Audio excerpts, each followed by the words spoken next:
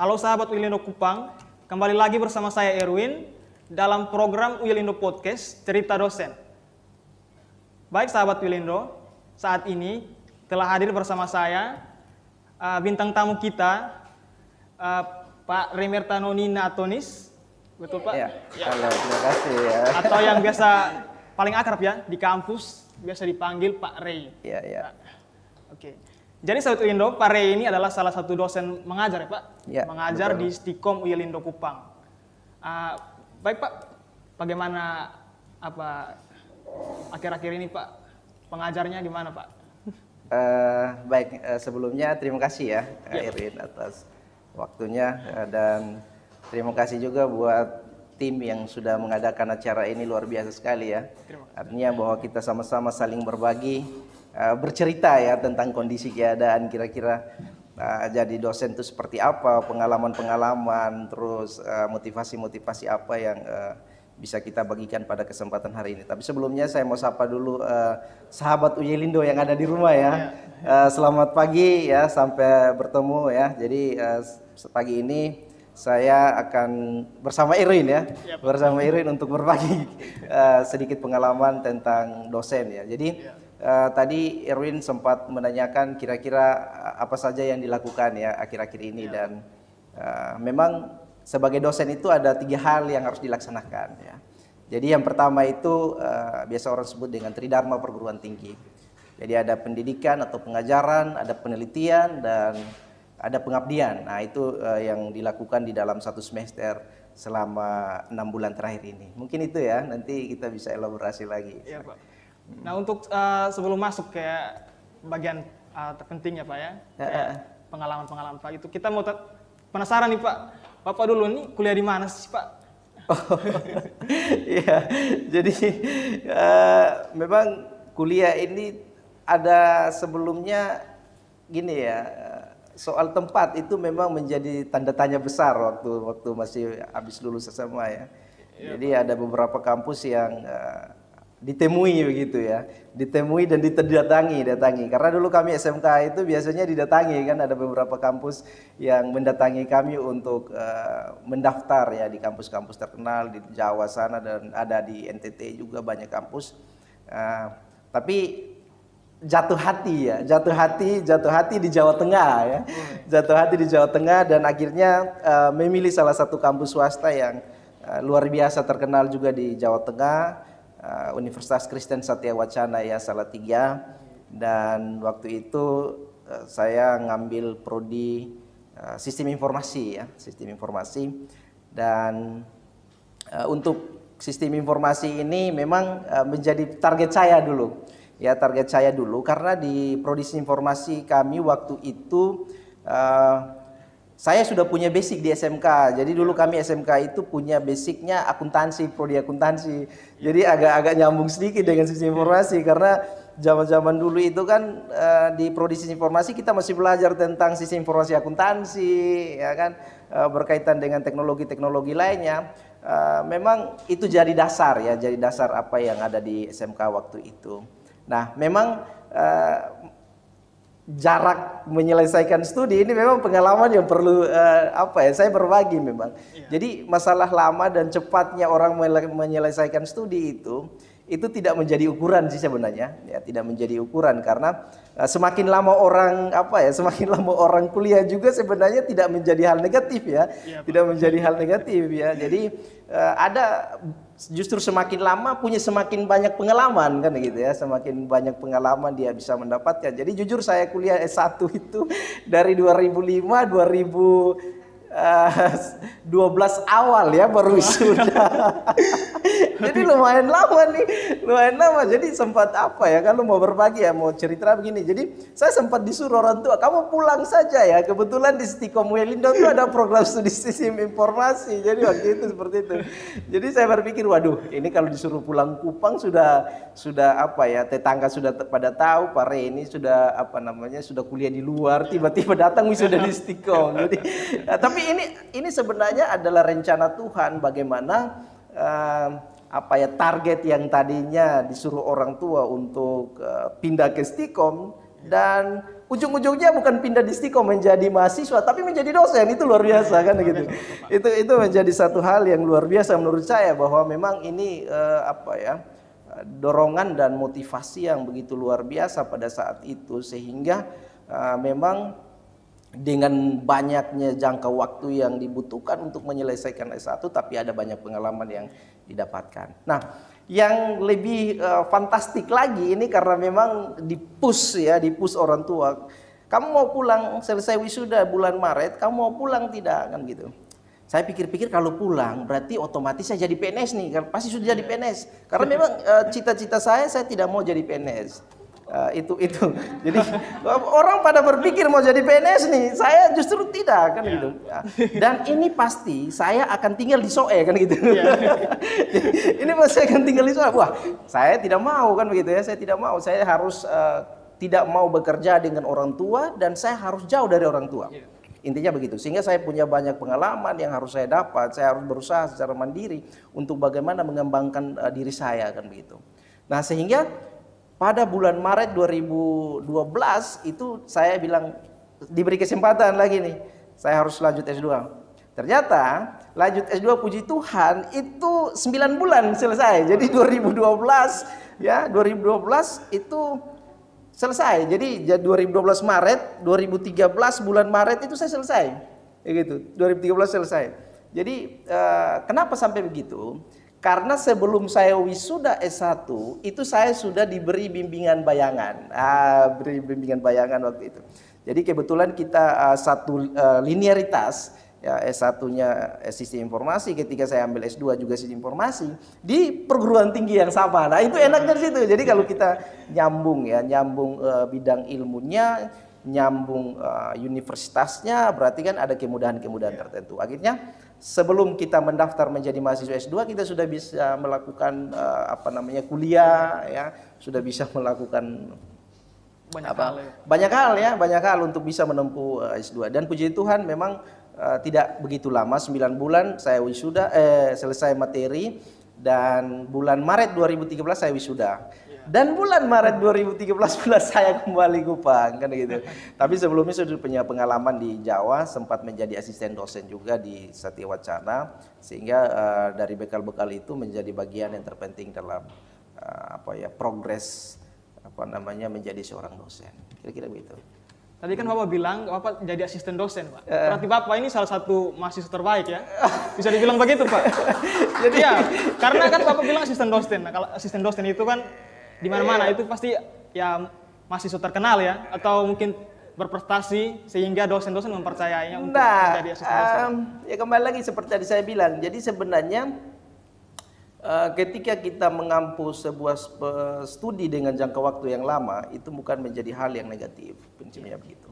Jadi oke lah, pemikiran orang mengatakan bahwa aduh kok Ray ini kok kuliahnya lama sekali kan gitu. Kuliahnya lama sekali. Tapi di sisi lain saya merasa enjoy, menikmati karena saya merasa bahwa semakin lama ada banyak pengetahuan yang saya raih kan gitu. Ada banyak pengalaman yang saya peroleh baik dari dosen, dari teman-teman senior, dari dari kerabat tetangga, itu kan menjadi hal yang positif. Berbeda hal kalau misalkan kita menempuh satu studi dengan jangka waktu yang lama, tetapi kita tidak mengisi dengan hal-hal positif. Nah itu kan beda cerita. Tapi kalau kita mengisi dengan hal-hal positif, saya yakin bahwa penilaian orang itu akan berubah, gitu kan, berubah 360 derajat dari hal yang lama nih, kayaknya ini anak kurang benar, ini anaknya tidak pintar kan gitu ya, sehingga waktunya lama. Tetapi karena dengan ada banyak ada banyak hal ya, banyak pengalaman, banyak pengetahuan yang kita dapat, maka itu dirubah kan itu. Dirubah menjadi sesuatu hal yang menjadi positif di mata orang lain kan itu. Nah, menyangkut pintar dan tidak pintarnya sebenarnya ini keberuntungan kan gitu ya. Keberuntungan menjadi satu asisten dosen, karena waktu itu asisten dosen saya ini, karena begini, saya sementara menempuh S2. Nah, supaya bisa, artinya ilmu saya di S1 jangan hilang, maka dimintalah kan gitu. Kami ada beberapa teman yang sementara ini juga jadi dosen sini juga diminta kan gitu. Jadi kami mengajar di S1 waktu itu. sebagai asisten dosen. Jadi kalau dosen pengampu tidak masuk, berarti kan kita bisa menggantikan menggantikan bapak-bapak dosen waktu itu. Maksudnya sebagai cadangan begitu. Jadi sebagai cadangan. Jadi bukan tadi saya bilang bukan karena pintarnya, tapi karena konsep pengetahuan kita waktu itu memang perlu diberangi ya. Jadi jangan sampai apa yang kita sudah peroleh di S1 itu hilang karena kita menempuh S2 kan gitu. Jadi antara mata pelajaran S1 dengan mata pelajaran S2 memang itu ada jauh berbeda kan gitu. Ya, karena di S1 itu kita belajar tentang bagaimana prakteknya, tapi kalau di S2 itu lebih banyak kepada analisis, bagaimana kita melakukan suatu pemecahan masalah kan gitu. Nah, supaya nanti pengetahuan kita di S1 tidak hilang, maka teknik itu kita pakai kan gitu. Nah, itu sebenarnya peluang dan kesempatan waktu itu. Terima kasih, Pak. Ya, gitu. Oke. Kan pada awal Bapak bilang kalau waktu kuliah itu kan di Jawa. Berarti Bapak tinggalnya kos atau dengan keluarga di sana? Nah, ini cerita yang luar biasa nih kalau menggali begini ya teman-teman semua ya. Jadi saya cerita sedikit awal sampai di Salatiga. Jadi kebetulan waktu itu orang tua juga kuliah di Salatiga. Jadi menjadi motivasi dan dorongan untuk kita anak-anak juga bisa merasakan hal yang sama, menikmati suasana yang baru juga. Jadi memang kami sampai di Salatiga. Karena orang-orang di situ kan kita tidak kenal, jadi harus mencari satu tempat yang dimana harus aman dulu kan gitu ya, aman dulu. Jadi akhirnya kita tinggal dulu di asrama. Jadi ada asrama Satya Wacana yang bisa dipakai oleh mahasiswa baru saat itu, dan saya tinggal selama sekitar kurang lebih 3 bulan ya, 3 bulan untuk penyesuaian lingkungan, penyesuaian teman-teman yang ada di sekitaran situ. Terus yang paling lucunya itu adalah bagaimana bisa bahasa nih logatnya ini kan gitu. Ya, jadi menyesuaikan, Pak. Logat. Ibaratnya orang soe langsung dari soe itu kan bahasa dan tekanannya itu waduh ya kalau jauh berbeda, Pak. Beda sekali nih kalau sampai gitu. Jadi akhirnya itu menjadi menjadi hal yang harusnya kita pikirkan gitu. Jadi ada 3 konsep. Yang pertama adalah saya harus cari dulu tempat, yang kedua saya harus dulu berbaur dengan masyarakat di situ, dan yang ketiga itu saya harus bisa berbahasa dulu kan gitu. Ya minimal bahasa baku lah ya kan, bahasa baku. Nanti logat-logat itu kan embel-embel yang ditambahkan kira-kira begitu. Sehingga ya pertama tinggal di asrama, nanti sudah 3 bulan kemudian baru cari kontrakan ya waktu itu. Ya sampai selesai lah ya kontrakan. Nah, gitu. Oke. Terus semasa kuliah tuh Pak pernah ikut organisasi atau semacamnya Pak? Oh iya, jadi kalau bahasa organisasi ini ya memang namanya kita orang Timur ini suka kaki gatal kan gitu ya. Kaki gatal, terus ngomongnya cerewet ya. Jadi ini jadi modal sebenarnya. Ya, jadi ini sebenarnya berbagi buat teman-teman UILindo juga bahwa ketika kita menjadi mahasiswa bukan saja kita datang di kampus untuk bagaimana mendapatkan ilmu secara teoritis ya, tetapi kita juga harus mampu berorganisasi, karena itu menjadi menjadi pengalaman tambahan ya, menjadi pengalaman tambahan, menjadi pengetahuan tambahan. Karena dengan berorganisasi itu bagaimana melatih karakter kita, bagaimana melatih mental kita karena gitu, bagaimana melatih etika kita, itu kan semuanya di situ. Kalau kita mau belajar secara pendidikan formal, itu memang tidak kita dapatkan itu semua di dalam pendidikan formal. Sehingga memang organisasi. Kami waktu itu organisasi yang pertama adalah organisasi gereja ya.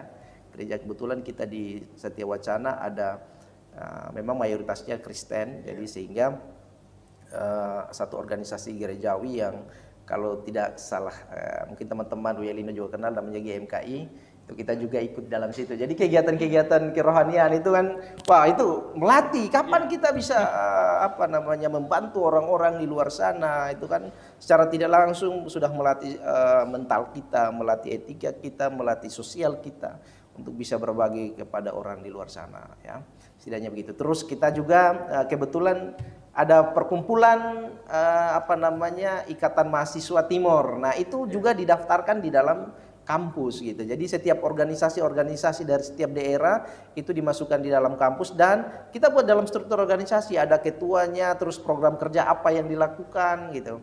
Jadi bisa dalam bidang olahraga, bisa dalam bidang kesenian, ya itu. Jadi tujuan daripada organisasi itu adalah pada saat Dies Natalis. Nah, itu mulai. Terus ada penampilan-penampilan etnis di kampus-kampus lain. Nah, maka mereka ambil dari komunitas-komunitas itu, ya, atau organisasi-organisasi itu. Jadi sebenarnya banyak sih. Jadi ada apa namanya, pendaki gunung gitu ya. Kebetulan di Jawa Tengah itu kan banyak gunung-gunungnya. Jadi kita ikut komunitas-komunitas itu, organisasi-organisasi itu. Begitu ya. Kan tadi Bapak bilang mendaki gunung nih. Bapak pernah mendaki gunung di sana, Pak?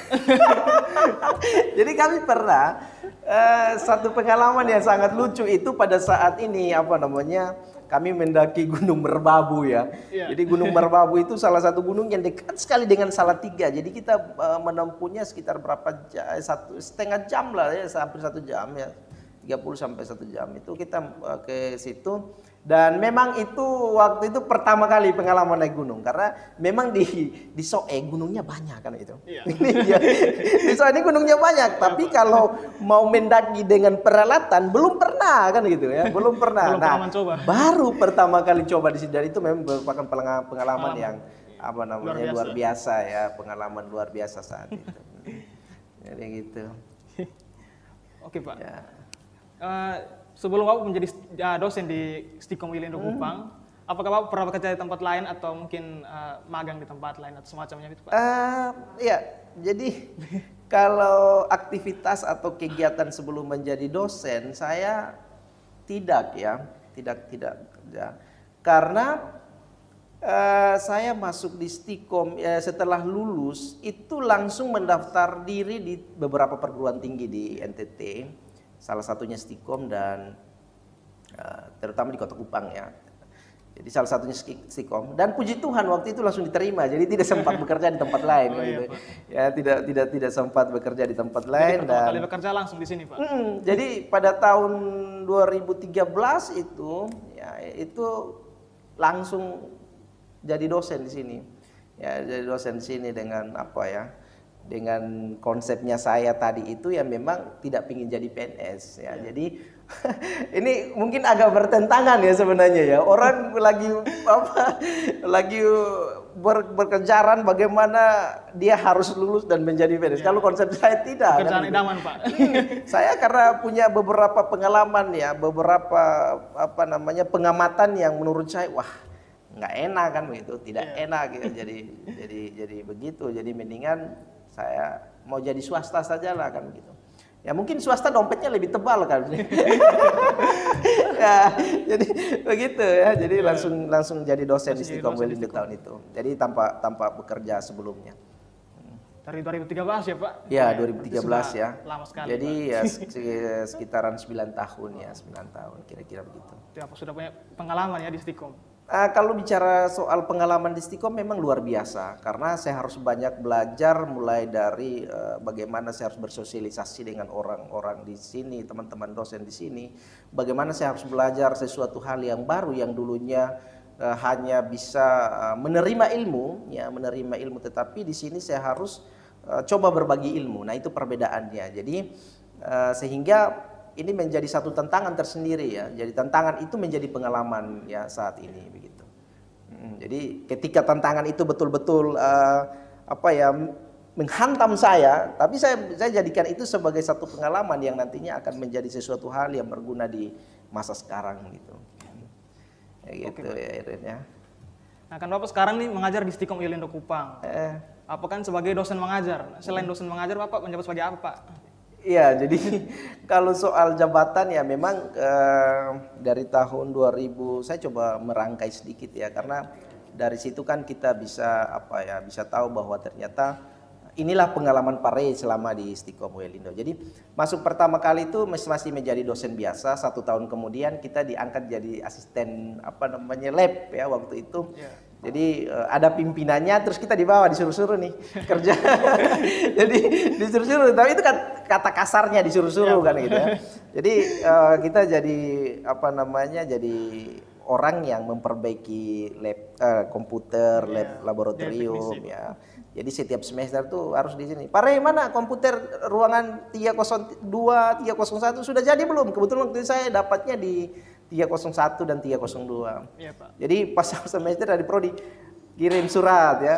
Kalau sudah dengar tok tak itu kan bunyi sepatu ya, bunyi sepatu dari lantai 1 naik lantai 2. Waktu itu ada dosen prodinya, wah luar biasa waktu itu, Mami Dona ya itu. Jadi kalau dengar suara sepatunya, berarti itu telinga saya mulai berdiri nih, mulai berdiri nih. Wah ini ada sesuatu yang datang kan gitu.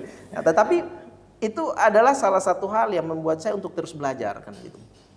Jadi ternyata kita jadi pengurus lab itu menjadi satu ilmu tambahan kan. Jadi kalau dulu kita hanya belajar perangkat keras, bagaimana tahu ini memori, tahu ini hard disk, tahu ini motherboard. Nah sekarang bagaimana kita harus mereparasi itu kan gitu. Jadi ada kesalahan sedikit, ada rusak sedikit, kita mulai harus memperbaiki.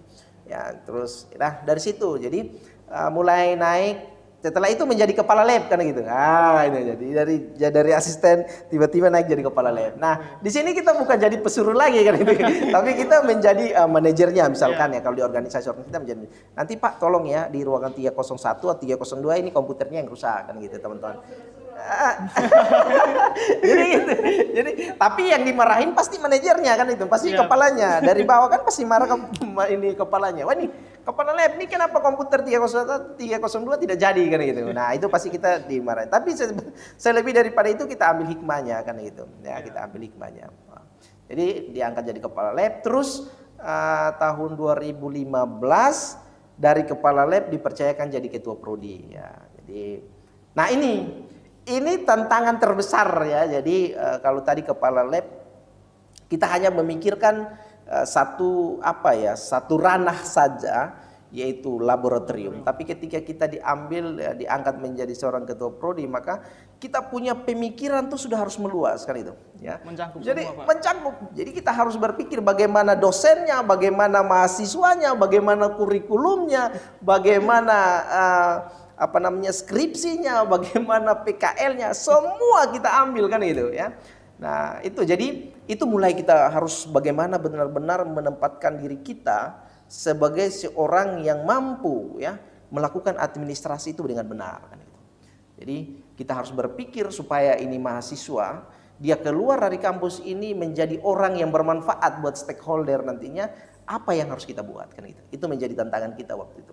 Jadi harus berpikir, oh ternyata kita harus membuat satu kurikulum tertentu yang nantinya mahasiswa kita menjadi sebuah profil lulusan yang bermanfaat.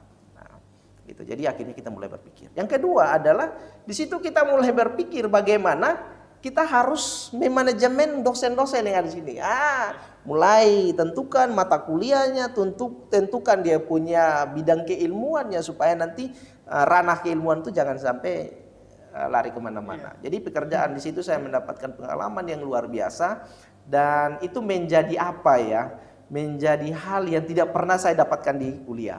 Jadi ini teman-teman UIL Indo semua, sahabat UIL Indo, ini sekedar berbagi bahwa jangan puas dengan apa yang sudah kita dapat di kampus ya. Jangan puas dengan apa yang sudah kita pelajari di kampus, tetapi perlu kita lebih membuka diri lagi ya, lebih membuka diri untuk hal-hal baru, Pak. Hal-hal baru. Jadi hal-hal baru itu bukan sesuatu hal yang buat kita dugdak kan gitu. Wah, dugdak. Nah ini. Jadi Jadi tapi ini menjadi konsep untuk terus kita bisa terus kita belajar, kita pacu pengetahuan kita. Kita harus terus membuat sesuatu hal yang baru, kira-kira begitu. Nah, setelah dari ketua prodi 2015 sampai pada tahun 2020 ya, kira-kira ya 2020 tahun lalu ya, dipilih lagi menjadi kepala Badan Penjaminan Mutu. Nah, ini pekerjaan yang wow, saya sebenarnya pertama, waduh ini pekerjaan yang memang benar-benar saya tidak tidak bisa kan gitu. Tetapi iya, jadi karena tingkatnya tingkat sejajar ini. Jadi bagaimana kita juga harus bisa menempatkan diri kita ya. Karena ketika orang lihat dari tampang, waduh ini pare tampangnya begini, kira-kira bisa tidak kan. Tapi ini yang harus menjadi menjadi hal yang perlu teman-teman sahabat UIL Indo curi, bahwa jangan melihat seseorang itu dari casing kan itu. Ya, jadi kalau lihat pare dari casing ya, berarti berarti bilang wah ini kayaknya preman dari mana, sangar kan itu. ya gitu sahabat Uyelindo. Jadi tapi coba menggali kan begitu, coba melihat apa yang dimiliki, apa yang menjadi kemampuan daripada seseorang. Nah, jadi di saat ini menjadi kepala Badan Penjaminan Mutu memang ini hal yang harus perlu tingkatkan kemampuan ya. Perlu kita belajar lebih banyak karena kita akan memikirkan bukan hanya saja satu lingkungan atau beberapa lingkungan, tapi harus memikirkan satu Stikom Uyelindo kan gitu. Ya, harus memikirkan satu Stikom Uyelindo, bagaimana mutu Stikom Uyelindo akan lebih baik lagi kan itu. Ya, jadi nah ini hal yang memang wow, besar ya, besar. Jadi supaya Stikom Uyelindo bisa bisa dikenal orang lain, bisa mutunya bagus dan bisa diterima oleh masyarakat, bisa diterima oleh industri, bisa diterima oleh stakeholder lainnya. Nah, itu menjadi salah satu hal yang harus dipikirkan begitu. Menjadi tanggung jawab penting ya. Tanggung jawab penting ini. Jadi memang step by step saya berusaha untuk menjalankan ya. Bagaimana mutu Stikom ini ya, bagaimana agar kampus-kampus lain juga setidaknya kita bisa bersaing dengan mereka ya. Bukan hanya saja mahasiswanya, tapi dosennya juga harus mampu bersaing. Jadi itu kita harus memikirkan bagaimana cara-cara itu. Kira-kira begitu Erwin. Jadi saat ini memang posisi saya menjadi kepala Badan Penjaminan Mutu, bagaimana memikirkan tentang mutu kualitas daripada kampus ini. Gitu ya. Salah satunya termasuk kegiatan ini ya. Kegiatan ini salah satu juga sebenarnya bagaimana meningkatkan kualitas dari kampus ini bisa diekspos keluar. Wah, luar biasa sekali ini kegiatan yang diselenggarakan oleh tim ya. Begitu. Salah satu cara mempromosikan kampus ya, Pak. Nah, begitu. Jadi teknik seperti ini sebenarnya adalah salah satu teknik yang memang bagaimana cara orang bisa kenal kita kan gitu. Jadi orang mengenal kita itu bukan hanya sekedar di dalam lingkungan kita, tetapi harus meluas ya. Makanya kenapa divisinya Stikom itu ada kata globalnya bahwa Stikom ini harus mulai dikenal oleh banyak orang ya, bukan hanya saja regional di NTT tetapi nasional, bila perlu internasional kan gitu. Namanya global internasional. Jadi kita sudah harus berpikir tarafnya sudah semakin tinggi kan. Tarafnya sudah semakin tinggi. Ya kira-kira begitu ya. Pekerjaan yang saat ini dan jabatan yang saat ini saya cobain. Ya, bukan beban tetapi ya tugas dan tanggung jawab yang harus diselesaikan. Kira-kira gitu. Oke Pak. Selama Bapak kuliah di mengajar di Stikom Uyelindo Kupang, apa hal yang paling berkesan Pak di Stikom Uyelindo Kupang? Wow, jadi mungkin ada hal-hal yang menarik di sini Pak, atau bagaimana Pak? Jadi kadang-kadang pertanyaan ini kan ada berkesan dan tidak berkesan ya. Ada momen-momen. Jadi kesannya ini di Stikom, waduh tempat di mana saya belajar gitu. Karena seperti tadi saya sampaikan bahwa saya tidak bekerja sebelumnya. Saya langsung di Stikom, jadi yang paling berkesan adalah kampus ini menjadi tempat belajar saya kan gitu. Baik saya sebagai seorang dosen, baik saya sebagai pimpinan di kampus ini, itu sebenarnya hal yang paling berkesan. Ya, jadi yang berikutnya ya, adaptasinya berbeda, suasananya berbeda. Apa berbedanya? Yang berbeda itu adalah mahasiswanya kan gitu. Ya, jadi kalau dulu kita di Jawa kan polanya halus kan gitu ya, polanya halus. Ya. Tetapi kalau kita di kampus di NTT itu mahasiswanya polanya keras ya. Bagaimana pola yang keras ini perlu kita adaptasi, perlu kita nyatu dengan keras itu. Dan saya anggap itu bukan sebagai salah satu tantangan kan gitu, bukan menjadi salah satu dukanya saya kan itu ya. Tetapi ini menjadi satu hal yang berkesan kan itu, menjadi satu hal yang berkesan bahwa dengan pola mahasiswa, dengan pemikiran mahasiswa, dengan intelektual mahasiswa NTT yang bervariasi dengan berbeda-beda, ini satu hal yang membuat saya sebenarnya adalah suatu hal yang berkesan buat diri saya. Ya, karena apa? Karena bagaimana kita harus merubah pola itu kan gitu. Ya, menjadi anak yang lebih lebih wow, lebih oke kan gitu ya. Tidak harus kalah dengan teman-teman di luar sana. Kan, gitu. Nah, harus kira-kira bersaing Pak. Ya, nah itu. Jadi saya juga mau titip pesan buat anak-anak UY Lindo, anak-anak sahabat-sahabat UY Lindo bahwa tidak salah memilih Stikom kan begitu ya. Tidak salah memilih Stikom dan tidak salah memilih program studi yang ada di kampus ini. Ya, karena kita telah menyediakan semuanya. Persaingan juga kita menyediakan ya, dalam hal pengetahuan, dalam hal kurikulum kita sudah menyediakan semuanya. Sekarang tinggal bagaimana mahasiswa itu kita kita poles kan gitu ya. Jadi ibaratnya batu itu kalau kita ambil pasti masih bentuknya kasar. Tapi kalau makin lama kita poles itu justru akan semakin lebih menarik lagi, lebih cantik lagi polesannya kan gitu ya. Polesannya ya. Oke, kira-kira begitu.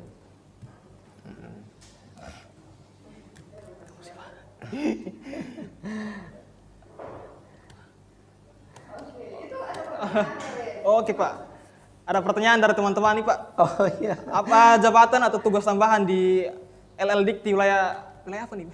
15. Oh. Jadi ada pertanyaan tambahan Pak dari teman-teman. Oke, ya jadi ya ini yang tadi saya bilang bahwa kita tidak perlu harus menjadi orang yang berada pada zona nyaman. Ya, kita harus terus belajar. Ya. Dengan terus belajar orang akan semakin melihat kita kan gitu. Oh ternyata orang ini punya potensi kan gitu. Ya. Jadi potensi-potensi itulah yang perlu kita tonjolkan. Ya. Perlu kita tonjolkan. Jadi kebetulan saat ini kita dipercayakan oleh LL Dikti 15 ya, sebagai tim evaluasi kinerja akademik ya. Jadi kira-kira begitu ya teman-teman Lindo ya. Jadi kita menjadi tim evaluasi kinerja akademik. Jadi tugas itu sebenarnya dia bekerja berkaitan dengan bagaimana ada kampus yang kinerjanya kurang bagus, itu kita turun untuk memberikan bimbingan, memberikan motivasi ya, memberikan sosialisasi terkait dengan kegiatan Tridharma perguruan tinggi. Itu hal yang dikerjakan. Selain daripada itu juga kita juga bekerja sebagai tim ya, sebagai tim untuk melakukan bimbingan terhadap kampus-kampus yang tidak terakreditasi ya, atau saat ini istilahnya dikenal dengan TNSP ya. Jadi TNSP itu adalah kampus yang tidak memenuhi syarat peringkat ya, atau dulu kita sebut dengan tidak terakreditasi. Nah, kampus-kampus itulah yang tugas kami untuk bagaimana membimbing mereka untuk bisa keluar dari masalah itu. Sehingga terbentuklah kami dan saya juga merupakan salah satu merupakan salah satu bagian daripada tim itu ya untuk bisa bergerak di di LL Dikti 15. Kira-kira begitu ya, itu jadi tugas tambahan ya. Kampus apa saja Pak yang tidak terakreditasi? Jadi ini ada banyak ya. Jadi kita tidak bisa sampaikan ya. Jadi hanya intinya adalah kampus-kampus yang yang dikeluarkan statusnya dan tidak terakreditasi, maka itu menjadi tugas kami ya. Itu menjadi tugas kami dari tim evaluasi ini untuk memberikan bimbingan ya, memberikan sosialisasi terkait kenapa sih dia tidak lolos daripada akreditasi itu, atau dulu kita sebut dengan tidak terakreditasi. Begitu. Jadi banyak. Tidak bisa saya sebutkan.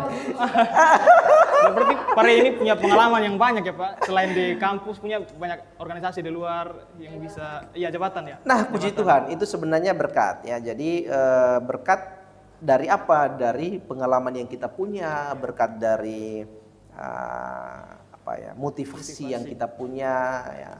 Dari apa yang tadi kita belajar, dari yang tidak tahu menjadi tahu. Nah, itulah dampak dari itu maka dipercayai untuk ini, kira-kira begitu. Oke Pak, ada pertanyaan tambahan dari teman-teman nih Pak. Harapan Bapak sebagai Kepala Badan Penjaminan Mutu di Stikom UY Lindo Kupang. Jadi harapan saya gini, simpel sih sebenarnya saya. Harapan saya adalah mutu kampus ini mau tetap bagus, itu bukan kerjaannya Kepala Badan Penjaminan Mutu. tetapi tugas kita semua yang ada di dalam kampus ini. Harapan saya adalah mari kita bersatu. Menjaga mutu ini baik dari dosen ya, baik dari mahasiswa, baik dari mitra kita ya. Nah, ini menjadi satu kesatuan. Ya, kalau satu kesatuan ini terus terjaga, maka otomatis itu pasti mutu kita akan terus terjaga juga ya, terus terjaga. Maka harapan saya memang marilah kita sama-sama bergandengan tangan ya, baik itu dosen dari segi pengajarannya, dari penelitiannya, dari pengabdiannya ya, terus dari mahasiswanya ya, itu juga kegiatan-kegiatan mahasiswa itu juga menjadi hal-hal pendukung untuk bagaimana mutu ini tetap bertahan ya, ataupun ditingkatkan, kira-kira begitu. Bersama-sama terus membangun stiker, ya, Pak. jadi kita perlu lakukan kerjasama juga ya, jadi kerjasama dengan mitra-mitra di luar sana, sehingga ini menjadi poin tambahan kita. Jadi misalkan kalian mau teman-teman Uyelindo, sahabat Uyelindo mau melakukan satu pengabdian tertentu, minimal kita sudah punya kerabat di luar, punya mitra di luar, punya industri di luar, punya stakeholder di luar. Nah, itu menjadi tambahan poin kita untuk mutu kita kan itu. Atau teman-teman pingin melakukan penelitian, minimal kita sudah punya ruang di luar sana kan gitu. Punya ruang. Pengabdian juga sama seperti itu ya. Jadi inilah kenapa tadi saya bilang bahwa harapan saya adalah bagaimana kita sama-sama terus bergandengan tangan ya, kita terus bergandengan tangan untuk saling menopang ya, saling mendukung. Ya, mendukung kinerja daripada kampus ini. Kira-kira begitu harapan saya. Jadi intinya adalah bukan hanya saja pekerjaan sebagai kepala Badan Penjaminan Mutu, tetapi ada banyak pihak internal maupun eksternal ya. Eksternal kita saling bergandengan tangan untuk terus meningkatkan kualitas pendidikan, kualitas mutu di kampus ini. Baik, Pak. Ya, kira-kira begitu. Oke, Pak. Pesan untuk mahasiswa Stikom untuk mendukung mutu kampus itu apa, Pak? Oh, ada pesan dari Pak. Betul. Jadi saya sering katakan begini. Ada satu ada satu harapan saya begini. Mahasiswa jangan sampai hanya ngomong di belakang kan gitu ya. Jangan ngomong di belakang, tapi sampaikanlah apa yang menjadi keluh kesahnya. Ya, maksud saya gitu ya. Iya, Pak. Apa keluh kesahnya? Keluh kesahnya dosennya kurang baik, atau dosennya penyampaian materinya kurang baik, ya, atau infrastrukturnya kurang bagus, pelayanannya kurang bagus. Karena ini poin, ya, poin. Mahasiswa harus mampu memberikan kontribusi yang positif, ya, memberikan kontribusi yang positif. Apa? Jadi kontribusi positifnya adalah dia mampu memiliki satu pengetahuan tambahan. Dia mampu berorganisasi kan gitu. Itu adalah bagian dari mutu.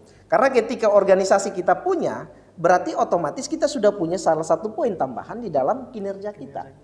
Mahasiswa berprestasi itu juga salah satu poin untuk nanti mahasiswa membantu kita dalam mutu kan gitu. Jadi makanya kenapa kita di BPM selalu memberikan yang namanya evaluasi dosen ya dari mahasiswa kan gitu. Jadi bagaimana mahasiswa itu memberikan masukan terkait apa? Terkait proses pembelajaran, ya kan itu. Terkait proses pembelajaran. Jadi semua dari perencanaan pembelajaran, proses pembelajaran sampai tahap penilaian pembelajaran, itu mahasiswa harus memberikan kontribusi. Apa kontribusinya? Memberikan masukan, kan gitu. Ya gimana? Nah, masukannya itu silakan bisa menyampaikan melalui kuesioner, bisa menyampaikan melalui Iya, ikhlas. Jadi kita punya fasilitas sebenarnya. iKlas. Ya, iKlas itu si Amir ya. Luar biasa sekali si Amir itu. Jadi saya juga sangat terbantu sekali ya. Sangat terbantu sekali. Kalau zaman dulu kami harus mengumpulkan kertas dari mahasiswa luar biasa. Jadi sekarang tidak perlu pakai. Oh, sekarang kita sudah difasilitasi kan itu. Sudah lebih. Nah, ini mulai digali ya, mulai digali. Nah, inilah yang kenapa saya bilang tadi. inilah tadi yang saya bilang bahwa mahasiswa itu harus terbuka kan begitu. Ya, ya, Pak. harus terbuka, jangan ngomong di belakang tapi tidak berani sampaikan kan. Jadi kita sudah berikan poin-poin, ya, poin-poin yang harus diisi oleh mahasiswa. Di poin paling terakhir itu kita kasih satu kolom tertentu untuk mahasiswa berikan komentar. Di situ sebenarnya teman-teman harus berkontribusi bagaimana membantu peningkatan mutu kampus ini. Gitu. Jadi dengan adanya komentar, dengan adanya masukan mahasiswa itu sebenarnya membantu mutu sebenarnya, kan gitu. Membantu mutu. Oh, ternyata berdasarkan hasil komentar mahasiswa, berdasarkan hasil masukan penilaian dari mahasiswa, maka kami sebagai BPM mampu melakukan sesuatu kan itu. Oh, harus ada evaluasi. Oh, ternyata salah satu step khususnya di proses pembelajaran misalkan itu gagal kan itu. Artinya tidak mencapai standar dan atau indikator yang kami sudah tentukan. Ada indikator tertentu gini saya cerita ya. Jadi ada indikator tertentu yang sudah kami patok di dalam standar SPMI kami. Dan indikator itu wajib dicapai kan itu. Wajib dicapai. Nah, bagaimana supaya kami bisa tahu bahwa ini sudah tercapai? Otomatis harus ada masukan dari teman-teman sahabat Ujelindo semua kan gitu. Saling membantu. Saling membantu. Untuk mencapai indikator itu. Iya, segala komentar, segala masukan, segala saran itulah yang nantinya akan kami evaluasi supaya bagaimana menjadi satu tongkat poin buat kami untuk bisa menghitung kira-kira sudah bisa mencapai indikator yang kami tentukan atau belum. Kira-kira begitu. Jadi harapan saya adalah mahasiswa harus open kan gitu ya. Mahasiswa harus proaktif di dalam peningkatan mutu di kampus ini. Ya, salah satu caranya tadi saya sampaikan itu bahwa mahasiswa harus mampu berprestasi ya, baik di bidang akademik non akademik karena nanti kita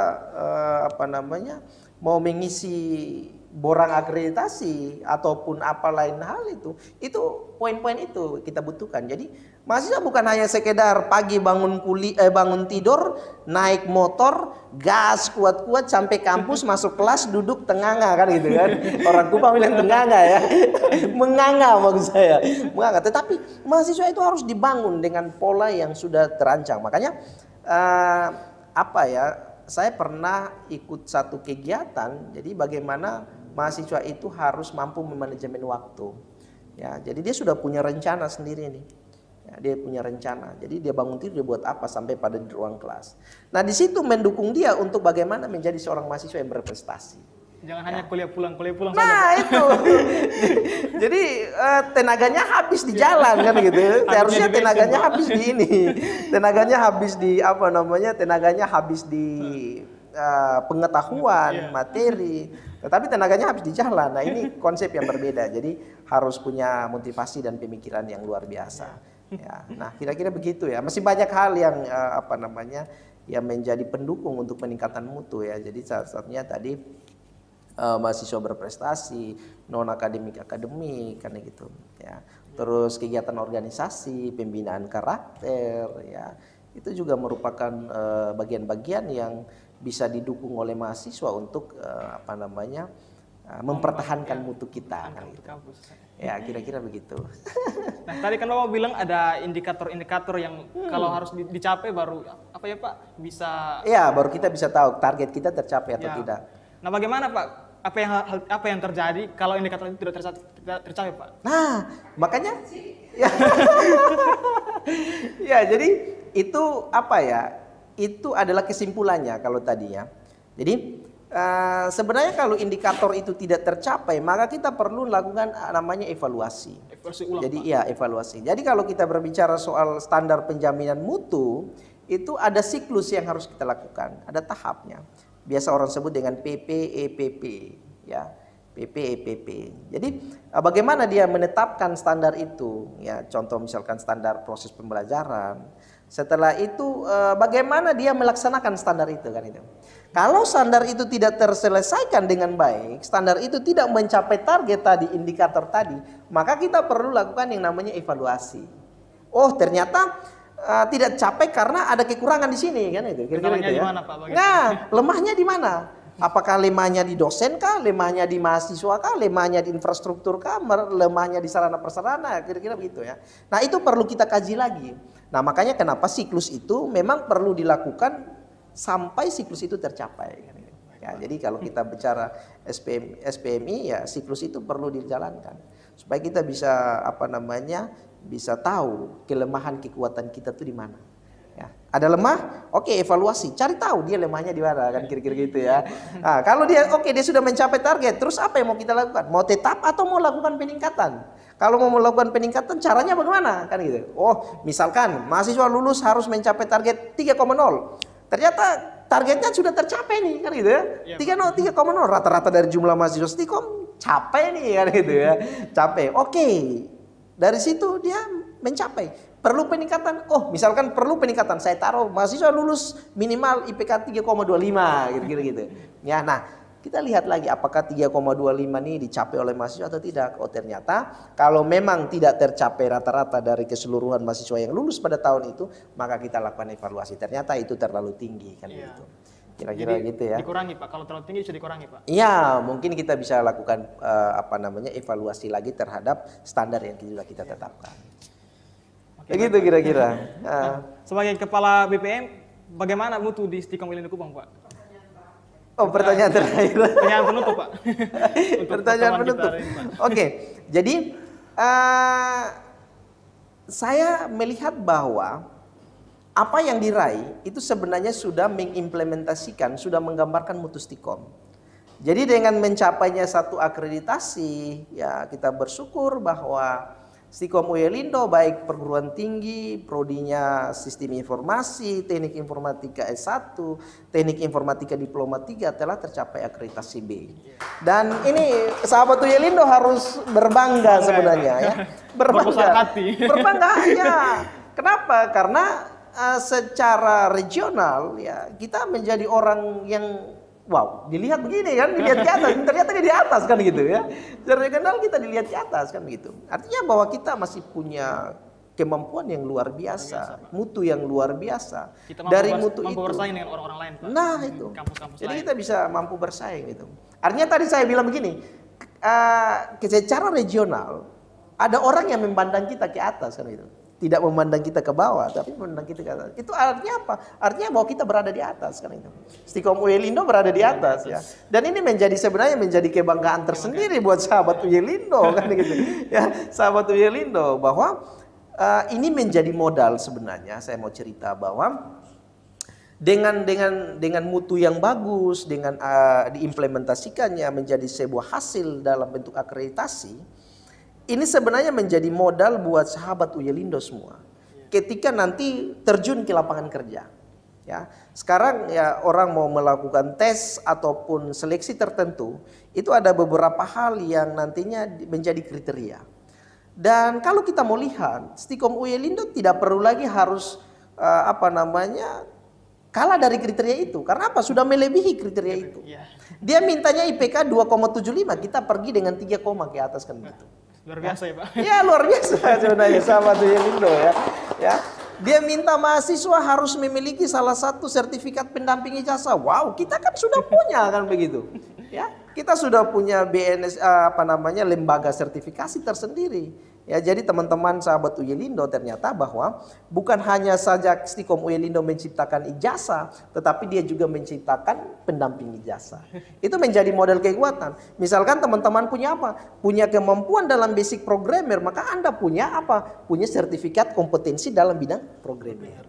Anda punya satu kemampuan ya, punya dalam bidang analisis, maka Anda punya satu sertifikat bidang analisis. Itu luar biasa sebenarnya kan gitu. Nah, komplit kan gitu. Saya mau bilang bahwa Stikom Uyel Indo komplit ya. Ini sebenarnya yang harus menjadi kebanggaan sendiri buat sahabat Uyel Indo bahwa Anda tidak salah memilih kampus ini kan gitu. Ya, makanya ini harus menjadi satu mental yang kuat, menjadi satu kebanggaan yang kuat kan gitu. Kebanggaan tersendiri ya Pak. Iya. Ya gitu. Oke. Pak. Ya. Ya baik Pak, mungkin itu saja pertanyaan dari kita Pak, karena katanya ini pertanyaan terakhir. Jadi oke, luar biasa acara ini ya sebenarnya. Mungkin waktunya kayaknya ya. Mungkin ada teman-teman lain yang ya, saya mau ini sedikit closing ya. Ada satu motivasi yang saya mau contohkan begini. Ada dua ilustrasi ya buat sahabat Uyel Indo. Ilustrasi yang pertama begini. Saya pernah diajarkan oleh orang tua saya ya. Orang tua saya. Ini perlu saya bagikan sebenarnya. Ya, saya perlu bagikan. Jadi orang tua saya bilang begini. siapa yang menjadi ya favorit Anda kan gitu. Pimpinan terbesar Anda kan itu. Orang yang orang yang menjadi kebanggaan Anda. Ya. Saya mulai menjawab orang-orang terkenal kan gitu. Ya. Saya mulai menjawab orang-orang terkenal. Terus beliau ambil satu cermin, ya. Bukan cermin. Ini sebenarnya kotak, ya. Satu kotak. Terus dia kasih saya gitu. Dia kasih saya. Coba kamu lihat, di dalam kotak itu ada mengisi orang-orang terkenal di dalamnya. Kan itu. Ya, ada mengisi orang-orang terkenal di dalam. Kamu coba pilih salah satu. Lantas saya juga, wah ini kayaknya orang-orang hebat nih menjadi apa. Ketika saya ambil kotak itu dan melihatnya, ternyata ada sebuah cermin kan gitu. Ada sebuah cermin. Artinya bahwa apa yang kita lihat itu adalah diri kita sendiri, dan yang harus menjadi orang hebat itu adalah kita sendiri. Kan itu. Ya, yang menjadi orang hebat itu adalah kita sendiri kan itu. Nah, oleh karena itu jangan anggaplah orang-orang lain itu adalah orang-orang motivator kita. Tetapi sebenarnya adalah keluar dari diri kita sendiri kan itu. Pak. Keluar dari kita. Oh, berarti saya ini harus menjadi orang yang hebat juga. Ya, salah satu orang yang hebat di dalam antara orang-orang itu kan itu. Itu konsep yang kedua. Atau bisa melebihi, Pak. Itu lebih bagus, Pak. Kita perlu melebihi kan gitu ya. Itu ilustrasi yang kedua. Ilustrasi yang pertama. Ilustrasi yang kedua yang harus kita sama-sama menjadi pengalaman. Ya. Ilustrasi yang kedua begini. Jadi kita ambil sebuah toples kosong. Ini mungkin banyak yang sudah tahu ya. Ya, Pak. Sebuah toples kosong. Coba diletakkan di meja.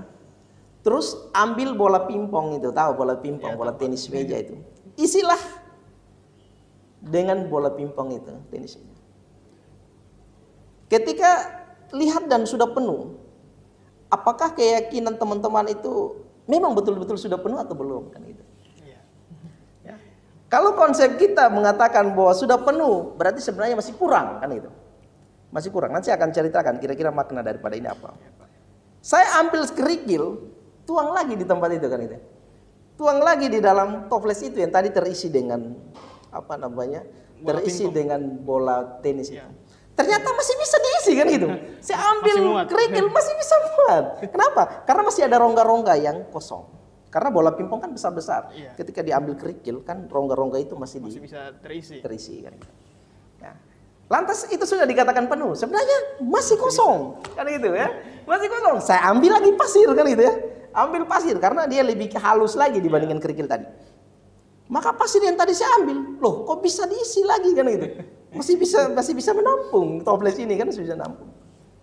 Apakah sudah penuh? Sebenarnya belum. Ambil lagi air kan gitu. Tuang kan itu. Air kita tuang pasti masih terisi. Ya, masih terisi kan gitu. Ya, masih terisi. Itu sebenarnya adalah makna hidup saya saat ini. Yang mungkin saya berbagi. Ya. Artinya apa? Artinya bahwa yang tadi bola tenis tadi itu adalah Tuhan, itu adalah keluarga, ya, itu adalah orang tua kita, isi ke dalam toples kita, isi di dalam diri kita kan gitu. Ya, itu menjadi utama kan gitu ya. Menjadi motivasi. Ya, jadi itu menjadi utama dalam hidup kita. Ya. Lantas apa kerikil-kerikil tadi itu kan gitu? Kerikil-kerikil tadi itu adalah pengetahuan-pengetahuan yang kita belajar ya, sebagai pengetahuan tambahan untuk memenuhi tadi kan gitu. Ya, memenuhi tadi. Memang secara manusia bukan hanya saja pengetahuan. Ya, tetapi ada inspirasi-inspirasi, maka masuklah pasir tadi itu. Ya, masuk dalam diri kita kan gitu, ya. Masuk dalam diri kita, komplit sebenarnya, ya, komplit. Pasir masuk, tadi Pak butuh air, kita manusia butuh refreshing, kan gitu ya. Jadi selain diisi dengan pengetahuan, dengan apa yang diberikan oleh orang tua, terutama dari Tuhan kasih karunia, orang tua, teman-teman, pengetahuan, motivasi diisi semua dalam tembayan kita, ya. Tapi supaya dia bisa berjalan dengan baik, maka kita perlu refreshing. supaya otak kita terus jernih kan itu ya, jernih. Nah itulah tadi air itu. Ya, artinya bahwa kita butuh refreshing juga untuk mengisi kekosongan-kekosongan lainnya. Nah ini dua ilustrasi sahabat Uyelindo yang mungkin menjadi menjadi closing statement saya ya. Dialog kita hari ini sebenarnya sahabat Uyelindo. Jadi mudah-mudahan dua inspirasi ini bisa menjadi bisa menjadi bagian ya, bisa menjadi bagian di dalam kehidupan kita ya. Menjalani kehidupan kita perlu tadi itu ya, perlu tadi itu ya. Jadi ini yang bisa saya bagikan buat sahabat Uyelindo. Semoga bisa bermanfaat ya, bermanfaat buat kita semua ya. Kesan-kesan ya, motivasi yang hari ini dibagikan. Menjadi yang luar biasa buat teman-teman sahabat Uyelindo ya gitu. Oke ya. Pak, terima kasih banyak Pak sudah bergabung Pak. Oke, terima kasih juga. Nanti mungkin bisa diundang lain waktu. Kita bercerita untuk hal-hal yang lain ya. Saya rasa ini hal yang bermanfaat sekali Pak. Untuk kita sama-sama. Terutama untuk teman-teman Uyelindo ya Pak. Ya, bisa betul, menjadi satu motivasi untuk teman-teman yang di luar sana yang mungkin mengalami kehidupan yang sama seperti Pak atau mungkin lebih buruk lagi Pak. ya, oke. Terima kasih ya. Terima kasih Pak. Terima kasih. Oke, selamat siang ya kayaknya ya. Sudah selamat siang kayaknya kita di studio ya. Kita di studio jadi. Ya. Oke, sahabat Uyelindo, sekian podcast kita hari ini. Saya Erwin, terima kasih dan sampai jumpa. Ya, sampai jumpa ya.